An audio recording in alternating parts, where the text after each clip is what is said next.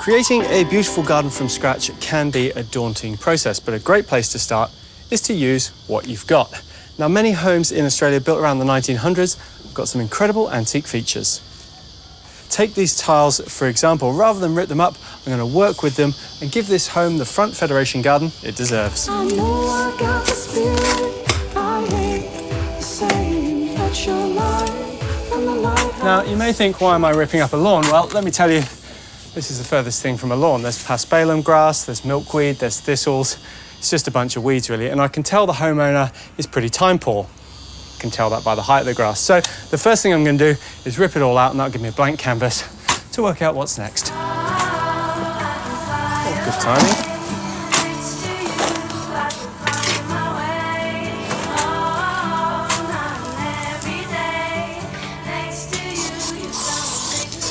Federation homes and formal gardens go hand in hand. So for this front space, I'm going to have a really strong access through the middle and a focal point as a bench seat. As an intermediate point, I'm going to have a lovely pot, but I need to soften that with some more planting. So along the front of the house, we're going to have mixed perennials. And then on the street side, we're going to have a hedge, so it's nice and private when you're sitting on the bench seat.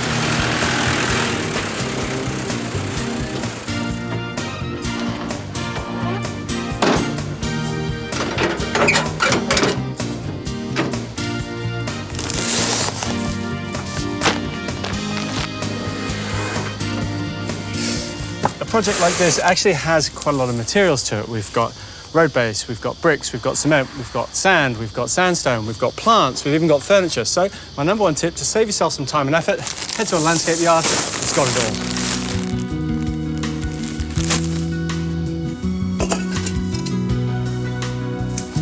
Because we're using sandstone as our edging, it needs a suitable base. Now, concrete's probably overkill and road base isn't enough, so we're just using an extruded brick that's being laid on a sand cement mortar base. Don't worry, mate, I got this. Charcoal and gas, it's getting hard in the valley. Still some snow on the pass.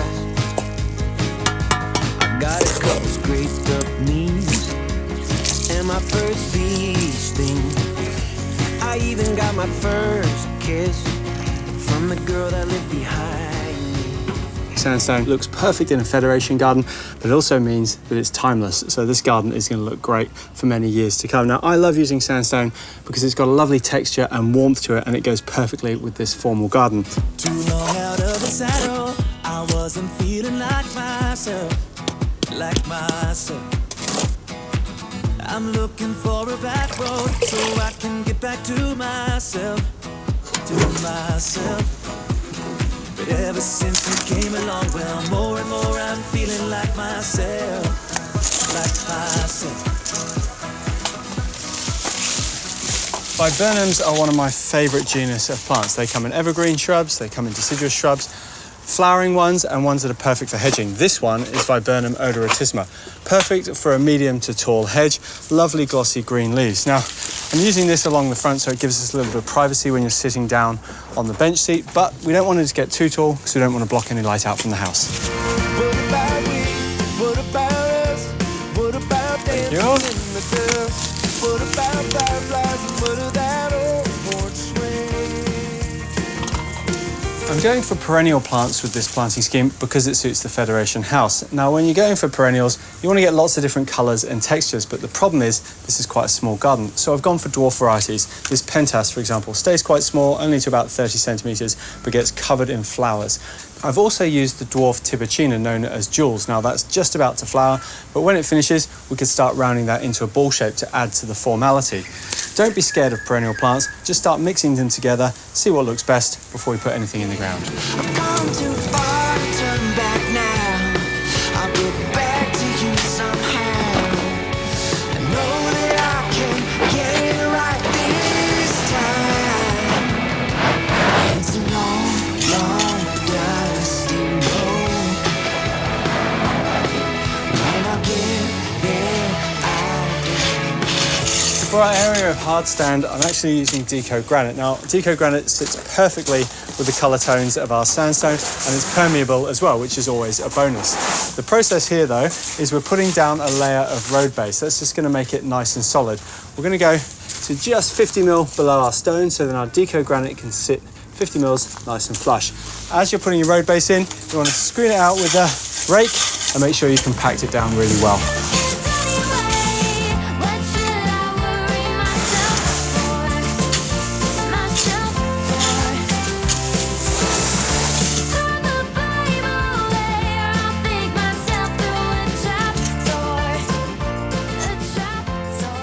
Adding in features like pots and benches is a great way to make your garden feel loved and just give it a little bit of purpose. Now, I've got 2 bench seats. They're opposing at right angles because we're going for a very formal style.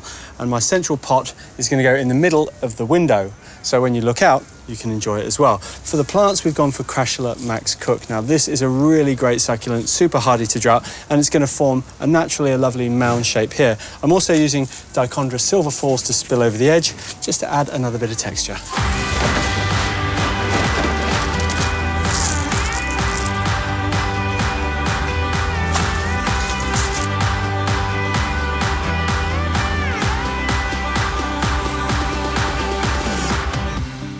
Front garden design can be a little bit tricky because there's often spaces you forget about. You just walk straight through them. But if you put in a little bit of effort, you can have a space that looks as good as this, and you can have a space you can come and sit and enjoy. And if you've got architectural details like these fantastic tiles, work with them, not against them, because traditional garden design is like the blue shirt.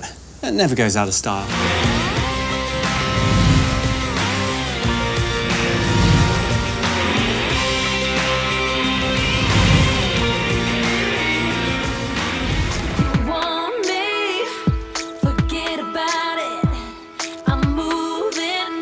Farms are a source of life. They grow the food that feeds our bodies.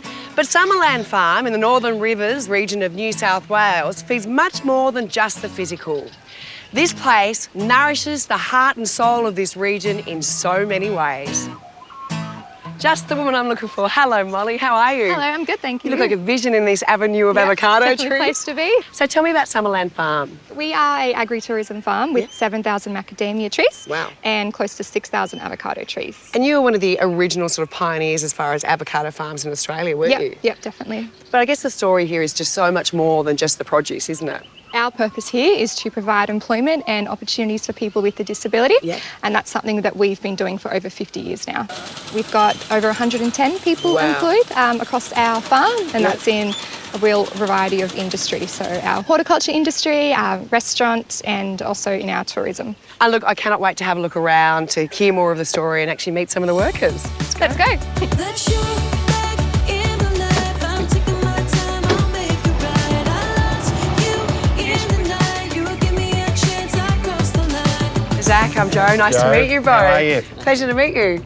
So I cannot get over how big this operation is here at Summerland Farm. I know it's amazing, our little secret, but yeah, we're here to share that with everyone. So Let's say it's a secret, no more. No more, it's gone. So you're in the fruit packing shed, so Yep. we're packing avocados. Around 20,000 trays will come off this farm here on its own. Yeah. Zach here's part of all of Yeah. that, dehusking, packing, so Yeah. It's So really how long enjoyed. have you worked here, Zach? 7 years. 7 years. Yeah. So what sort of skill sets have you learned along the way, and what are the things that you actually do work-wise? Mulching, Yep. wood chipping, avocados and macadamias. Wow, so you kind of Yeah. crossed a bit of everything. Yeah, pretty much. What do you love doing the most? Probably avocados. It's Yeah. been good to learn new skills. You're not actually in full harvesting season yet. You're a Not couple of yet. weeks Yeah, away. a few more no, a weeks. couple of weeks away, yeah. So when it's in full production, how busy is it in here? Yeah, it's a bit full on, Yeah, I guess. people, trays, everything moving, Yeah. which is fantastic. We follow the seasons, so yeah, that's part of our year. You actually see the rapport between everyone who works here. Like doesn't matter what level, what they're actually doing. Everyone is there to support each other, aren't Yeah. they? Yeah, that's Yeah. fantastic. That's yes, brilliant. Yeah. Amazing operation. I wish I could actually help, but I'm in the wrong time of the year. I might have to come back. Come back, yeah. Always welcome. Perfect. Thank you.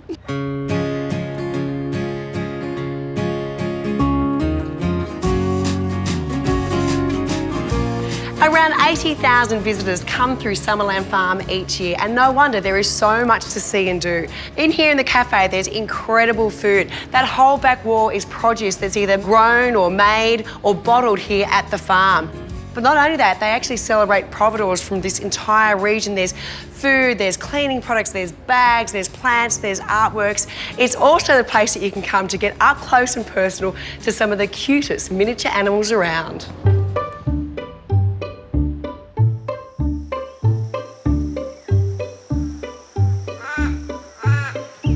Hello, Thea and Sam. Hello. I believe you two are the people to speak to about all these gorgeous animals that you have at Summerland Farm. How long have you worked with the animals, Sam? About 2 years. 2 years? What were you doing before that? Hydroponics, a bit of macadamia nut stuff, as well as some sorting of avocados.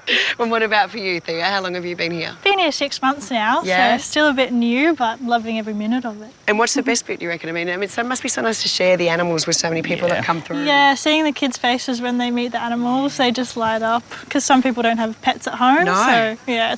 So tell me about these guys. Well, this here's Viking. He just loves a nice cuddle and pats, to the extent he'll hold me hostage. So you've obviously got miniature donkeys. Yep. What else have you got? We got dwarf goats, Yep. some rabbits, guinea pigs, and we also got cows, alpacas, and about 300 chooks.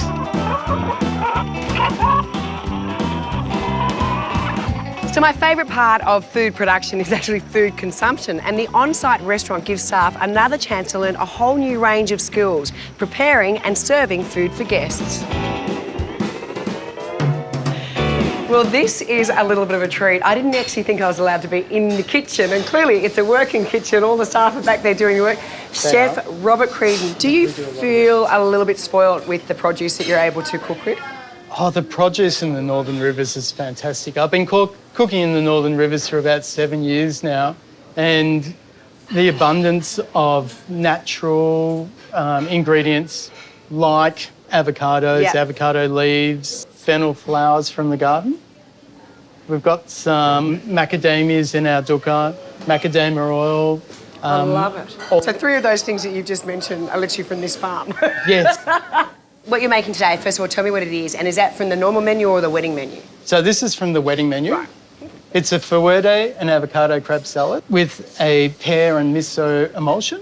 Now, how many assisted employees do you have actually working with you in this kitchen? 3 full-time chefs, and there's about 10 assisted staff, and some of them have been here for 40 years. Brilliant. It's their home. They are obviously learning an amazing skill set, but do you sometimes feel like they're the ones that are teaching you? Their ability to adapt from one situation to another inspires me to try different things and try and do things a different way, and we come up with some absolute cracking dishes.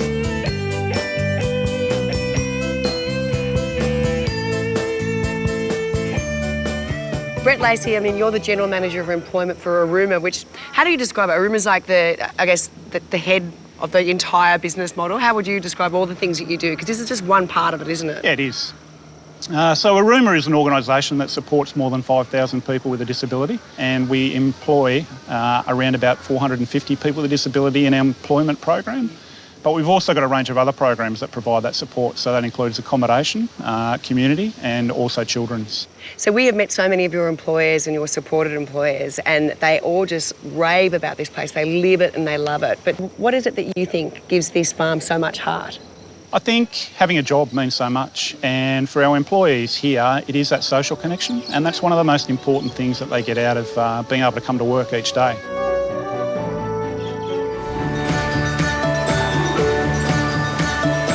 Up near my place, I'm super lucky to have an amazing falafel joint. You know, that classic vegetarian dish. Making them the old-fashioned way can be a bit complicated, but with a couple of cheats, a couple of tricks, you'll do it in no time.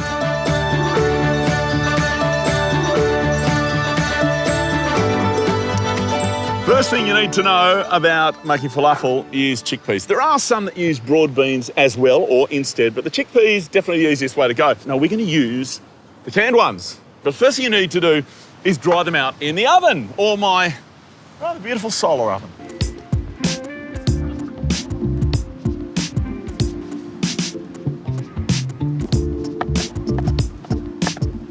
Traditionally, you would bust down your chickpeas in a food processor, of course. A knife will work just as well.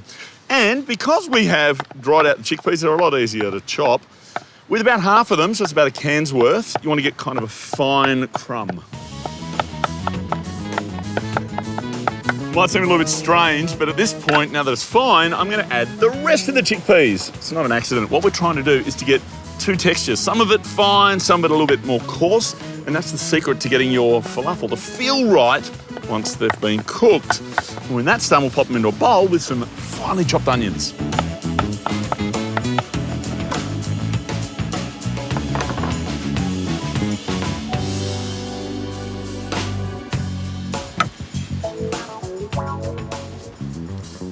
Those are really the main building blocks of making falafel. But when it comes to flavour, the two big ones for me are garlic and lemon. With these, you can use as much as you like. I've got 4 kind of good-sized cloves and a little bit of lemon zest.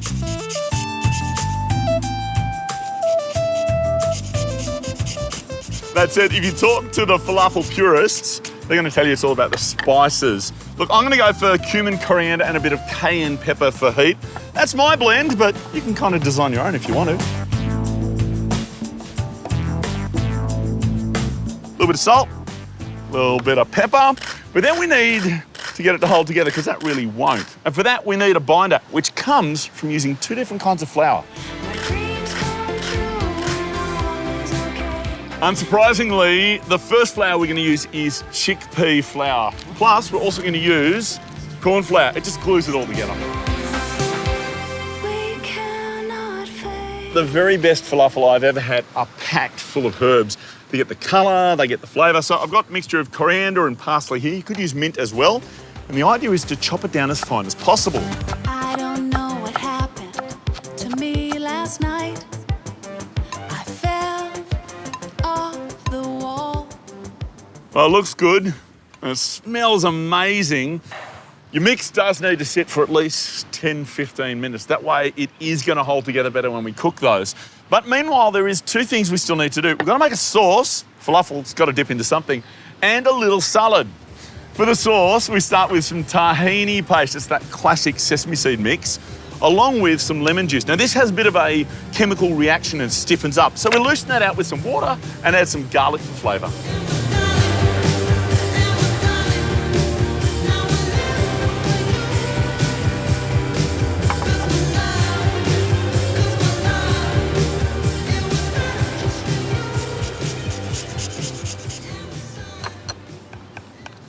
That looks fantastic. For your salad, you can use pretty much anything you want. I go for a salsa style, so red onion, cucumber, tomatoes, and I add some pickles as well, but you can use what you like.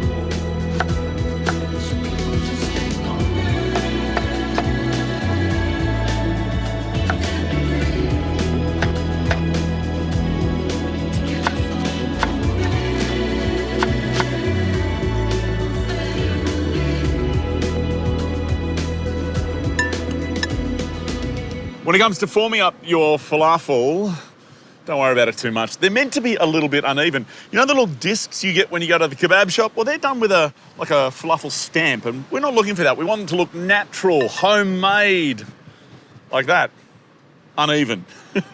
To cook them, we do have to deep fry them. Vegetable oil at 180 degrees, ready to go. And I'll need about 2 or 3 minutes each.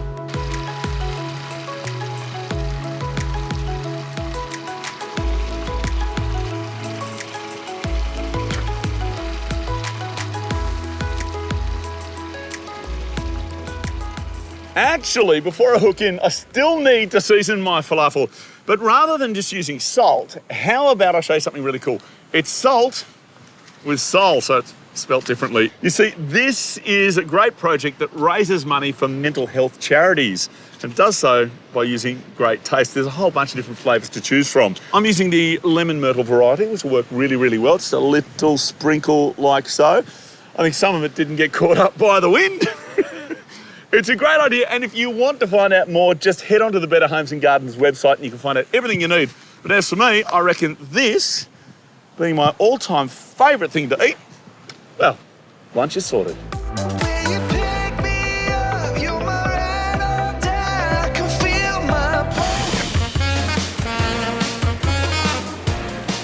What a perfect morning on an absolutely perfect day. Welcome to Maroochydore on Queensland's Sunshine Coast. People have paddleboarding. There's even a dog on board by the name of Banjo.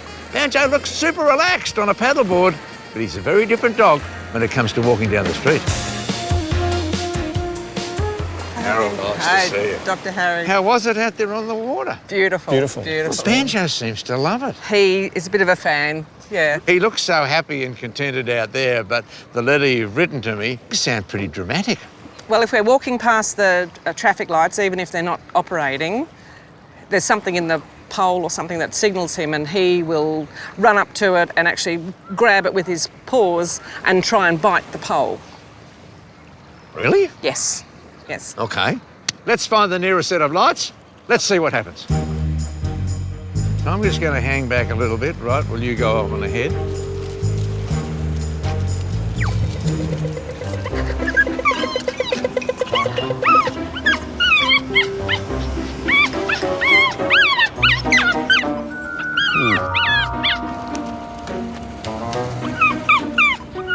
There's something in that little black box which you don't like.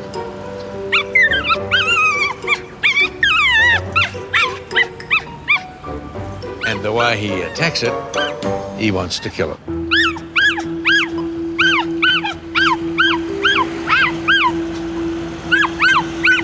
The moment somebody presses that button, he knows that it's going to happen very soon. He's a schnauzer, but he behaves very much like a terrier, that they were actually, in their home country, rat dogs. So to him, it sounds like an animal in distress. Okay? He wants to kill what's inside that box. Okay. And the fact that he can't get into it to do it is the frustration and increases his overall anxiety. Yeah. Now, I believe that it's the black box, because that's where the sound comes from. Yes. He believes it's the black box, but I want to convince all of you that it's the black box.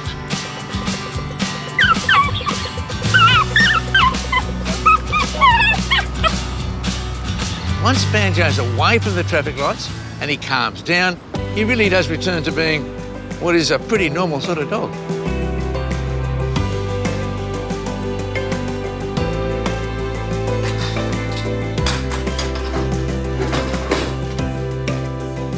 Hi, Benji. Good to see you all. We've established the fact that the only thing this dog looks at is something that's mounted about there and looks black. This is an instrument which we use to what we call desensitise the dog. So how does it work? Well, we make it part of the dog's normal background. That sound of the crossing plays continuously for an hour or so at a time, 4 times a day, at a very low volume. We gradually increase the volume. For him, that becomes background noise. And because it's background noise, it's normal. It's part of my life, and I don't worry about it anymore. You know, you've still got to take the dog for a walk, right? I noticed that just from a managerial situation, right, when you went up to those lights, you allowed him to pull you up to the lights.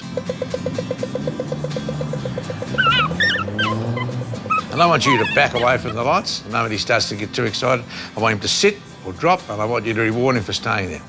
And then a bit at a time, I want you to urge closer and closer every day, an inch or two closer, an inch or two closer, until we reach the desired situation. I don't want you to start any of this until we've had 3 weeks worth of medication. So what does medication do? It allows us to change the behaviour pattern that's going on within the dog's brain. If we do nothing and you stop the medication, you're back to where you were. So you have to actually train the dog as well. And I think you know from everything I've said, this is not going to be an easy road. It's as rough and as rocky as my driveway. And that's been through too many floods. Good to meet you, mate. Thanks, Dr. Harry. Thanks, Good to Dr. meet Harry. you too. Thank you. And my friend, are you going to do what you did before? Are you? And I'm on my way.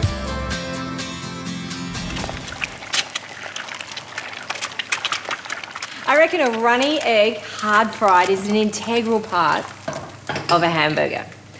I'm making a burger of sorts. I'm crossing the flavours of a famous Vietnamese snack called bánh, which is essentially a baguette stuffed full of pickles and pate, usually pork, could be chicken or tofu, and some lettuce. It is just delicious. But I'm making a burger version. So making the burger mix first. 500 grams of pork mince and 200 grams of beef. I just like the combination of those two meats together, just makes it a little leaner. Also got a stem of lemongrass, those Vietnamese flavours, some white pepper, a couple of teaspoons of sugar and 2 cloves of garlic. That is just going to be mixed into the burger along with some fish sauce, about 1.5 tablespoons. And also I'm using some seasoning sauce, Golden Mountain seasoning sauce. It's a soybean-based sauce, but it's not soy sauce. It's very tasty. There's no other seasoning like salt going in. This is the salt. And then you just need to get your hands in, give it a really good mix to combine and make your burger patties. A little tip here, use the meat at room temp. It will take on the flavours that you've just added a lot easier, and it'll be easier to shape the burgers as well. Then if you've done them ahead of time, you could chill them down or cook straight away. Once combined, divide your mix into 6. And then we'll make 6 patties and roll them in some panko crumbs.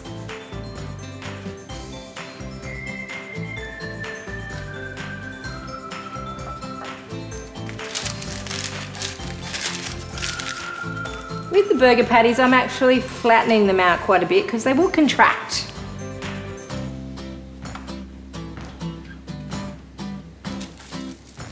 That's the burgers done. Let's get on to making some pickles because it wouldn't be a banh mi without the pickles.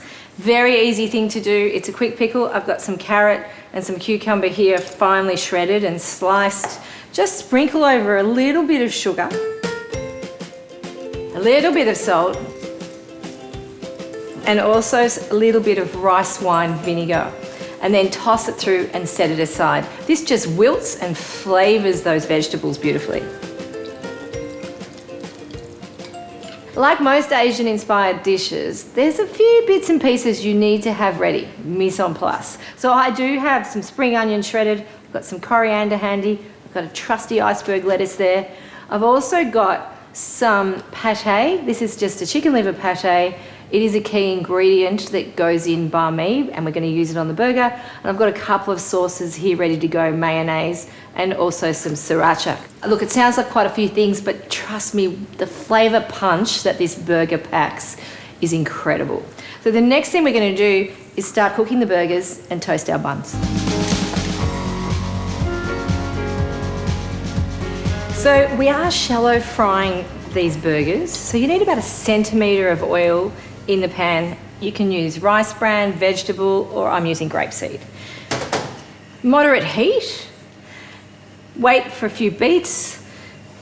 You can always test the oil by adding some breadcrumbs. If they fry, the oil's ready to go.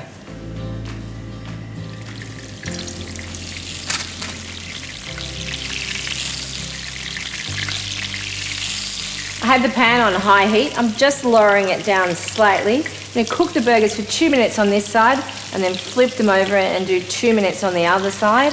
Then lift them out to drain and they will be cooked.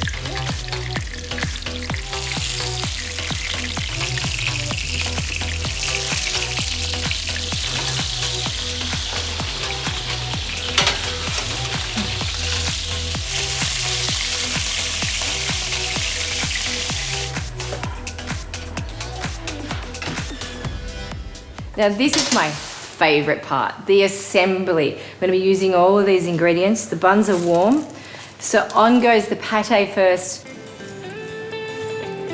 followed by mayonnaise, then the burger. Then we'll put on some pickles, the salad, just grabbing our runny eggs, some coriander, and the top bun with a little bit more mayonnaise and some sriracha sauce. You could put some fresh chili as well, but that's another thing.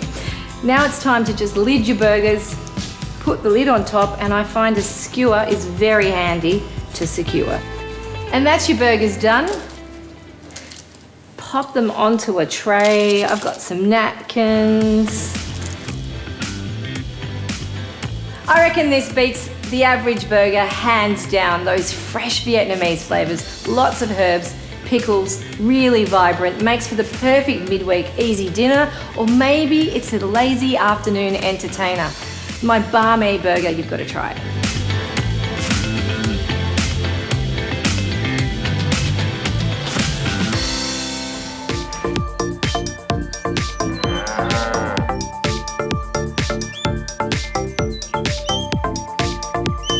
Have you ever dreamt of revisiting your childhood home and picturing what it would be like to live there through grown-up eyes? Well, for garden designer Ashley James, that dream became a reality when he purchased his childhood home here in the Yarra Valley and put his own stamp on it with a stunning cottage garden.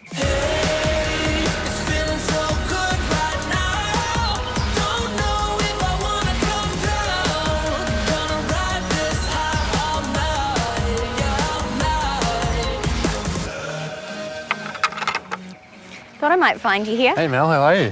Good.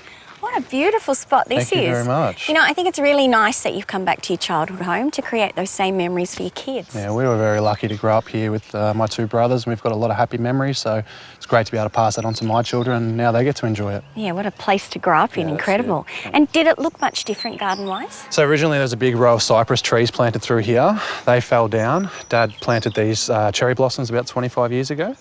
He had a bit more of a native garden in here, which I've pulled out and established my style of an English cottage garden in the middle of Australia. So what was it that made you want to create this style of garden? I love it because you've got that romantic feel, but it's also productive at the same time. We can come out here and get food for the table and, you know, pick some flowers while we're at it as well. Do you harvest much from here?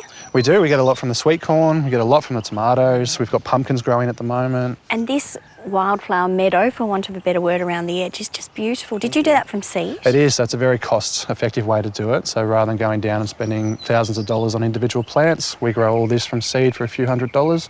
So how do you manage that look from season to season? So in winter it is a little bit bare. We do get the skeletons, but I quite enjoy that because we get the bird life and all the insects that kind of live in there. And yeah, and the silhouettes of the plants Yeah, are always it's beautiful, lovely. especially with the sunset in the background. It's really, really nice. So we cut it all back over at the end of winter and we'll re-sow, and then come springtime we get this big flourish of flowers to come through. Beautiful. And look, that looks like there's quite a bit to harvest now. Do you want to take me for a wander? Absolutely, let's have a look. Ain't a gold mine, so while you're still mine, we're gonna keep on wasting time. So over here we've got the sweet corn. You can see here this is almost ready to harvest, so when these brown right off, we know that they'll be good to go. And I love that you've gone with the traditional block style of planting. That's it, we get the wind really pushed through here, so it's a great way to pollinate. Otherwise we can actually break off these little tassels and self-pollinate by rubbing this up and down here, and it's going to produce big healthy corn. Love it. You got some decent squash in there too. Yeah, it's doing really well, but I've just got no idea what to do with it. I've never grown it before, so I can grow stuff really well, but when it comes to the cooking, that's out of my wheelhouse. We'll have to ask Karen, but I reckon if you pan-fried it with a bit of butter and garlic, it'd be pretty good. To me. Yeah. Yep. And I love that you've got these frames.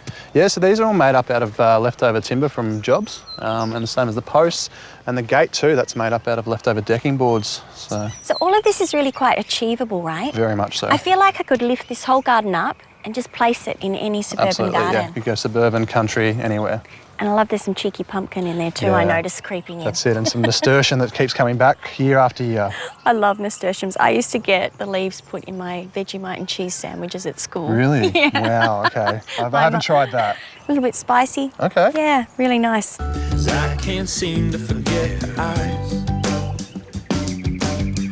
and they're nowhere to be found in this crowd tonight. It's certainly a pretty mix of wildflowers you've got here. Yeah, thank you. Unfortunately, this year with the heavy rains, we did lose a lot. So we lost our lasinias and cosmos, all our cut flowers out the back and our sunflowers, but still really happy with what we've got here. So Queensland lace has gone nuts, and we've got some African marigolds and some mallow and some little blue cone flowers coming down over there. It's pretty nice. And a bit of love in the mist tucked That's in there. it, yeah. I remember that from my grandma's garden. Oh, yeah, okay. There's a lot of traditional plants in this, I guess, yeah. So that's what we try and do. Is like it's more of a traditional style garden, I guess. Just gorgeous. Take you back to your childhood. It does, for sure.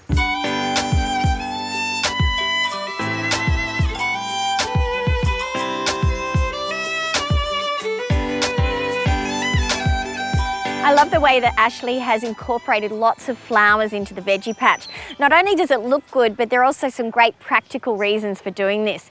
For example, the plants can help each other out by attracting friendly pollinators into the garden or attracting beneficial insects that help to clean up common garden pests. So mixing flowers and herbs in amongst your veggies not only helps to control garden pest and disease, but it can also help the kitchen garden to blend seamlessly in with the ornamental garden. Marigolds are a great addition to the veggie patch because they help to attract bees and other friendly pollinators. They also flower for a long period of time through the warmer months, and so you've got a good source of pollen and nectar for quite a long period of time. They're also strongly scented and said to repel pests in the garden. They're even thought to help their neighbouring plants out by fighting nematodes. But of course, with all companion planting recipes, just make sure you trial it for yourself at home. I got everything I need from you, from you, from you. Ashley's cottage garden design style definitely has an Australian twist. While the plants that he's choosing aren't native, they've definitely been chosen for their ability to cope with Australian conditions. So you'll see plants like salvias, catmints, penstemon, things that cope with sunny conditions with very little water, but still provide that magnificent cottage garden look. You'll also notice that a lot of the planting and colour is kept close to the house where the family can really enjoy it, but then you get these little glimpses of that spectacular landscape beyond.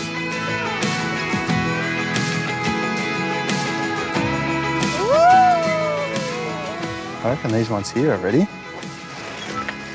Oh, thank you so much, Ashley. I've really enjoyed looking around your beautiful garden and the idea that you can create an Australian-style cottage garden. You've really brought it all to life. Yeah, thank you. Hopefully we inspire some of the viewers to give it a go. I think people got scared off with the drought a few years ago, but picking the right plants, and it's very easy to do and not much water required. So Absolutely, and the whole family's enjoying it. that's it, yeah. It's just trying to teach them to wait until it's ripe and ready to pick. What do you reckon we can pick, Elsie? More stuff? Over there I can spot some strawberries, girls. What do you think? Is there any in there that we can pick? You're not allowed. You're not allowed to pick them. Home is wherever you go. As we age, we all get a little bit saggier. Not me, I'm talking about the gate. But in all seriousness, having a gate that actually shuts and stays shut is very important. Not only for the safety of our kids, but for the safety of our pets. So I'm going to be getting rid of this old gate and giving it a bit more of a modern twist.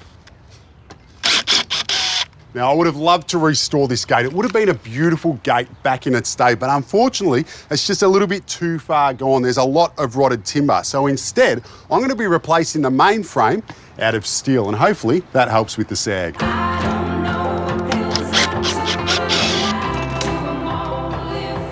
With the metal frame, I'm using a prefab system that you can pick up from the hardware store and get it straight off the shelf. Now, they come in all different heights. They're set. For the widths, you can get these in all different lengths and you can cut them down to whatever you need. The trick is you want to measure your opening and cut it 20 mil shorter. So for me, I had 810, deduct 20 mil from that, 5 plus 5, that equals 10.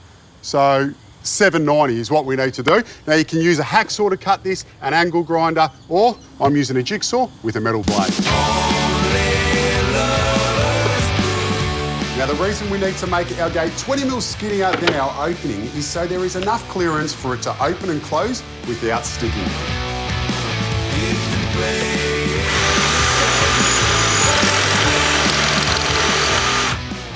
And a good little trick to get rid of the burrs once you've cut it is you can just use sandpaper. No need for an angle grinder.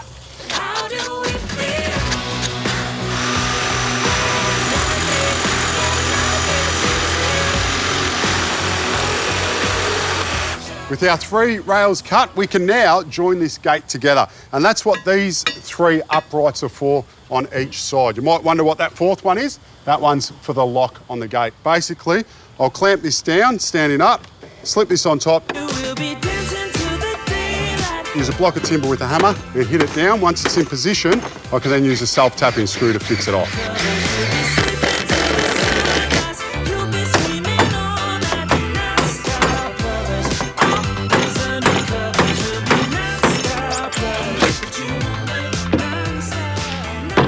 Now that is a solid frame. This will definitely not be sagging over time.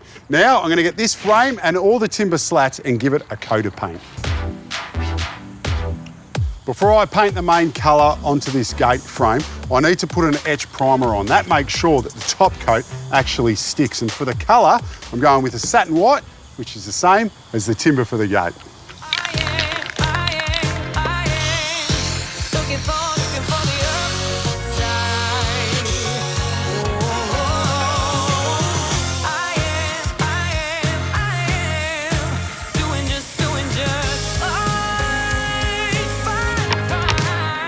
For the front of the gate, I'm going to be using this pre-primed material. But the big tip here is to make sure that you paint everything before you start cutting it to size. It just makes it so much easier.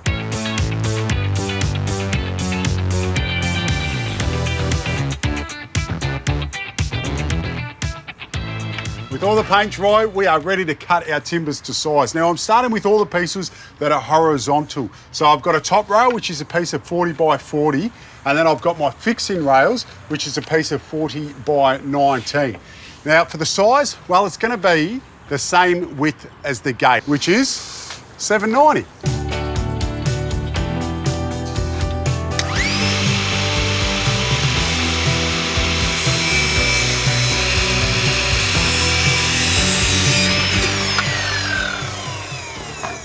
And for the uprights, I'll be cutting them 1330 long. That way, we'll line it up with the bottom of our metal frame and it'll just overhang the top by about 15 mil.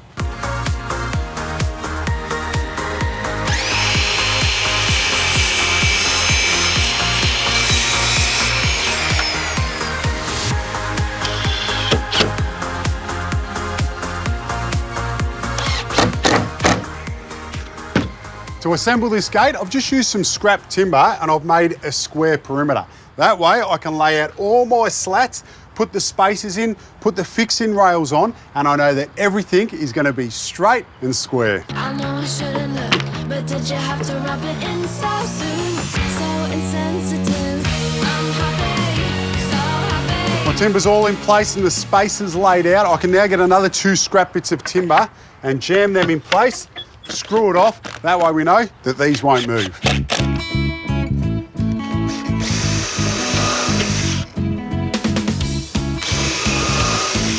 And for the fixing rails, I've just pre-drilled and countersunk the holes and I'm just staggering the screws for a stronger hold.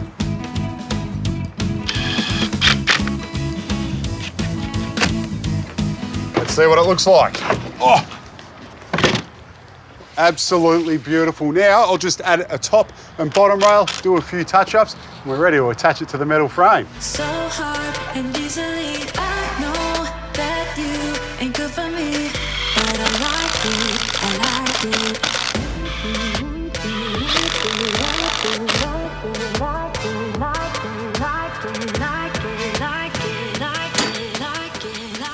it. Beautiful. Our gaps are nice. I'm happy with how this gate is sitting, and that's a good trick to make sure that you attach the frame first because it's nice and light. And once you're happy with how it's sitting, now I can bring in the front and we can screw it off. And this is where our gate meets the frame.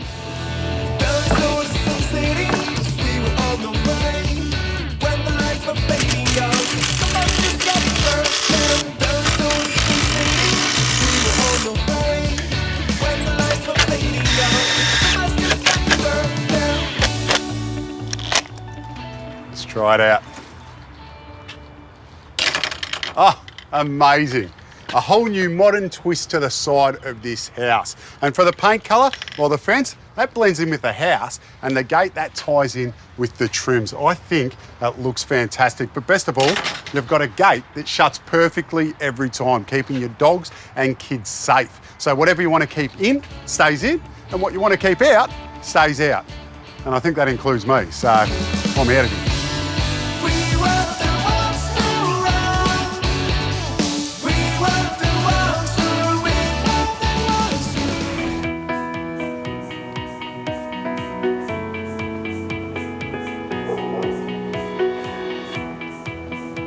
If you take a stroll through the suburbs of the inner city, you'll notice that as the streets get narrower, so do the homes. So sometimes being right in the heart of the action means that you have to compromise on size, but you certainly don't need to compromise on style. A small home can create an opportunity to create a delightfully detailed home, bursting with character, and that is exactly how I describe the tiny home I'm about to explore now. Simon, hey! How are you? I'm great. I'm so excited to be here. I've heard so many good things about your beautiful home. Thank the first you. thing I've noticed is this gorgeous door. Yeah, thank you. It's a timber door, original timber door, and I mixed the paint up myself. It's a rust effect, is it? It's a rust metal finish on a timber door, and I also did the window frames as well in it. Incredible. Well, I can't wait to see what else you've got going on inside the house. Sure. You're more than welcome to come in. Thank you. Oh, wow. Simon, this is so beautiful. It's such a small space, but you've managed to make it seem much larger than it is. Thank you. And the first thing that strikes me are all these beautiful vintage pieces of furniture and decorative objects.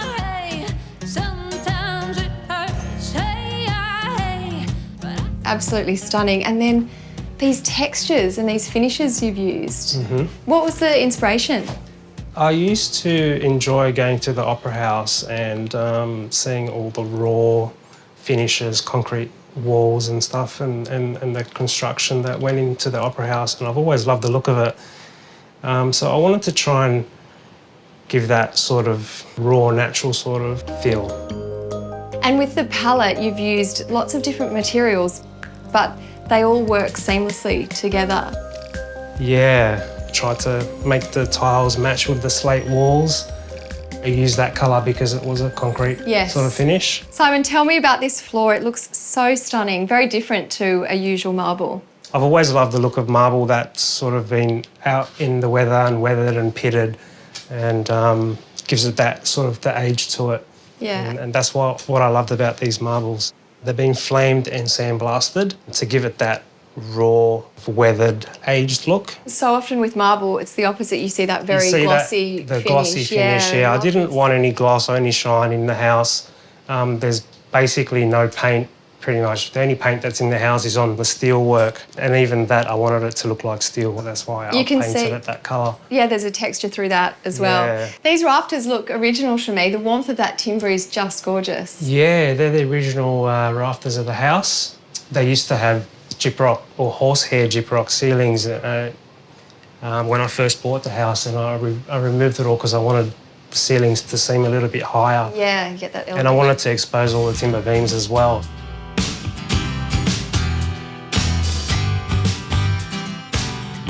And then the bricks, I've noticed you've used a lot of exposed brick, which I love because a lot of people try and cover up brick, but it can bring a lot of warmth in using brick. Correct, yeah. I've always loved the look of bricks. Basically, I recycled all these bricks. Wherever I took a wall out, I kept all the bricks, and I sliced 25 mil off each side of the brick. Oh, wow. And I made them into a tile, and I glued them onto the wall as like a tile. That's so clever. Yeah. Should we go have a look at this kitchen? I'm intrigued. Sure. This is a really tight space, Simon, but you've managed to fit a 6-hob stove and a full-size kitchen. I imagine there were some construction and design challenges that you had to overcome. Yes, definitely.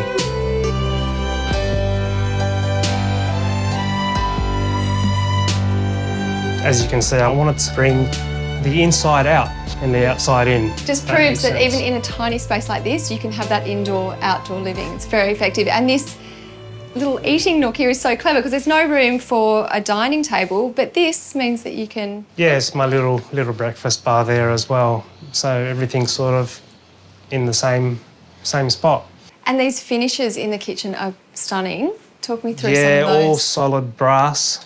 So it's like a granite brass inlay bench top. Like a piece of furniture rather than just Correct. a standard kitchen bench top. I love that nothing you do is cookie cutter, it's unique. You have such an eye for detail. Everywhere I look, there's something that's drawing me in. I would love to have a closer look around. Sure, I'll put the kettle on. Excellent, thank you. Despite this room being underground, it actually feels really spacious and open because Simon's taken the walls out so it's one continuous space. He's also continued this slate on the walls, which is cool and calming and just perfect for a bedroom. In here there's an indoor and and outdoor shower, which means you feel connected to the outside. And most of the surfaces are the same marble, which makes it seem much bigger and also looks really cool.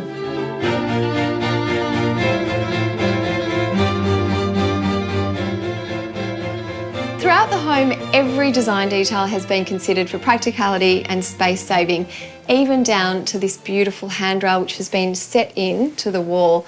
And you'll notice Simon's used the Harbour Bridge paint here as well. If you like this look, you can easily buy an oxide paint for a similar effect. We're so good to me. Each level really has its own purpose, Simon, doesn't it? So this is obviously the living space. Yeah, it does. Yeah. Thank you. Mean the world to me. And the ceiling in there is really interesting as well. Yeah, again, I took the ceiling out and raised it a bit. Got most of my storage up there with all my leather suitcases. They're beautiful, and that chandelier, spectacular.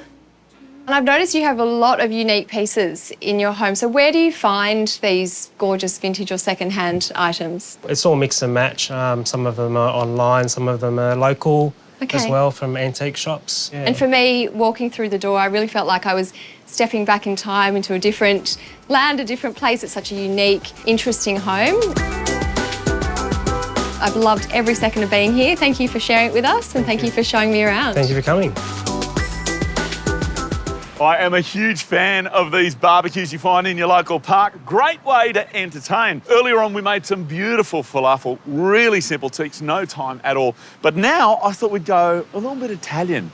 It's a polenta dish, and trust me, this is as simple and as much fun as you can imagine. If you haven't made polenta before, well, it's amazing. It's a good alternative like bread, pasta, rice, all that kind of stuff. There are two ways you can enjoy it. The first is a firm polenta. That often gets cut into pieces and then fried. But if you want a creamy, soft, delectable polenta, well, you're in the same boat as me. For the first one, 4 parts liquid to 1 part polenta. But for creamy, 6 to 1. So, vegetable stock, bring it up to simmer.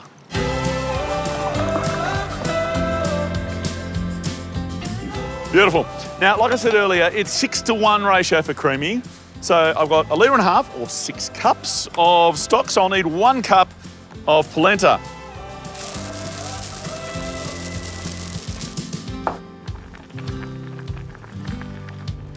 One thing you should know is don't let it cook too quickly at this stage, otherwise it can spit a little bit, and I don't want you to get burned. That's why I'm using my extra long spoon. But look, it's nearly there. Oh, a couple of lumps. Doesn't matter, because all you got to do is grab a whisk and give it a good beat. Then when it has finished thickening up, we're going to add 2 kinds of cheeses. Provolone, because it makes it tasty and gooey, and pecorino, because it makes it tasty and not gooey. There's something in the air, so can you feel it? Been a long time since I called your mind, but there's something I'll admit. I thought I didn't care, that this wasn't for me. Made a mistake, but I can't wait to say that I believe. I called you out, but blame it all on me. This is about my favourite moment, I reckon, when all that cheese starts to melt and it goes all goopy. In fact, sometimes I will just start serving out straight away so you get these streaks of cheese, but I've got something else in mind. Speaking of which, the colours are not amazing. I didn't need that bit. And the reason is that vegetable stocks are usually a little bit dark. So what I tend to do is grab some turmeric and throw it in. It's really not for flavour, guys, just for the colour. So it's got that lovely corn yellow. Yeah, much better.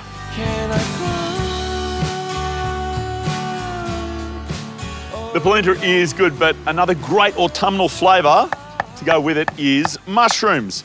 What you want to do is to chop them nice and finely, because we're going to cook these straight on the barbecue and you want it to be as quick as possible. I've got a mixture here of portobellos and cup mushrooms, but you can use any ones you like. Swim against the tide, won't do what I'm told. Back in the ring, 'cause I'm chasing down gold tonight. Back in the ring, I'm chasing down gold. You might be surprised by just how many mushrooms you actually need. Got around 1 kilo and a bit to serve 6 people, and the reason is mushies have so much water in them that by the time you cook them down, you know, they shrink and shrink. Lots of flavour though. So, a little bit of extra virgin olive oil and not too much salt and pepper, and then we go.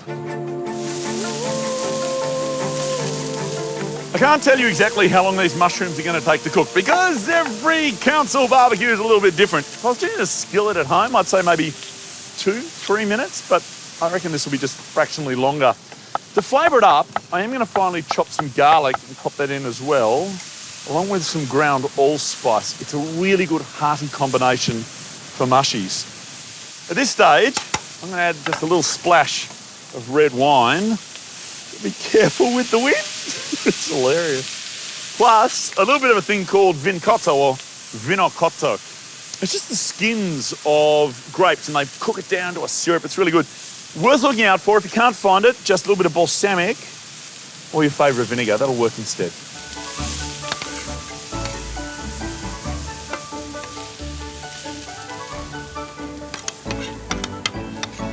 We don't want to let these cook any further. That is brilliant. Probably the last thing we want for these, though, is a little bit of fresh herb. I'm thinking thyme and sage, you know, those classic autumnal flavours. We'll chop those, pop them in, and then there's just one last thing to do. Keep doing what you're doing to me. Oh, baby, what you're doing to me. Oh, I can hardly breathe. It's such a masterpiece. Keep doing. As for that last job we need to do, I want some, like, fresh salady bit on the side as well, because it is rich, but you need some balance. So I'm thinking tomatoes, chilies, maybe some oranges, fresh herbs.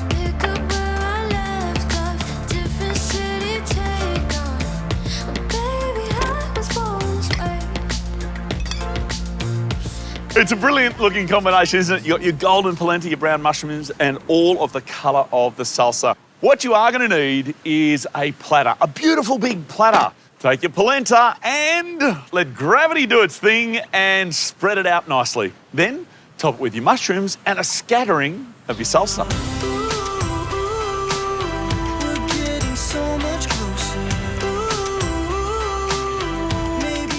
If you wanted, you could just dump the salsa over the top, but I tend to leave it on the side until we get to the table because it's a fantastic form of theatre. And if this dish isn't all about theatre, I don't know what is. But the theatre actually gets even better because when you pop this out, you're not going to need any plates. Just give everyone a fork and everyone dives in. Oh yeah, it is the ultimate share platter. It's healthy, it's plant-based, and it's easy. It's food to entertain. That's my idea of a good time.